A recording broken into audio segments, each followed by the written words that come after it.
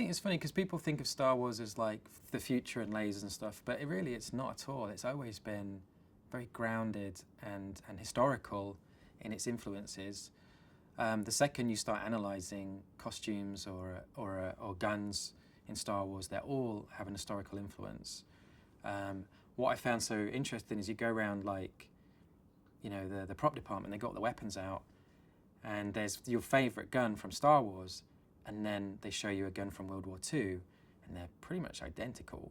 And like everything, you know, even Han Solo's gun is pretty much a gun like from World War II era, with a few things stuck on it. And that's what was brilliant about George, is that he knew that if you take something that's familiar and you just push it a bit left or right of where it's normally at, so you can't recognise it, but it still instantly communicates what it has to. That's kind of what Star Wars is taking those things that we're all subconsciously familiar with and just giving them a twist so they feel exotic or futuristic.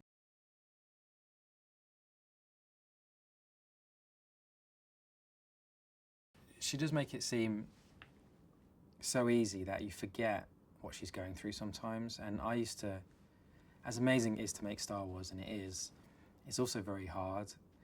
And whenever I was having a bad patch where I was thinking, I think I've got one of the hardest jobs in the world, I would just look to my left and I'd see Felicity and I'd go, no, you've got the hardest job in the world. Like, carrying a Star Wars movie is you couldn't ask someone to do anything harder. And she never made it a problem.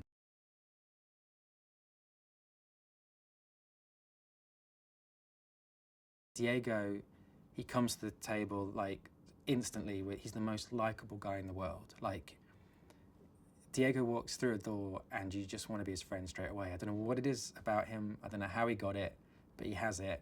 And so it was just like, I was looking for the most likable, lovable, relatable actor I could find, and it was Diego. And when he showed up, it was kind of like, yeah, this is the guy.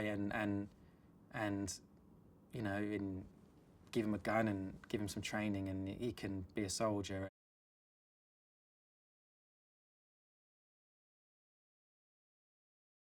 Alan is like, I think, all great comic actors, in that as funny as he is, he can pull at your heartstrings equally. Like, he can do something that's really tragic and you feel for him.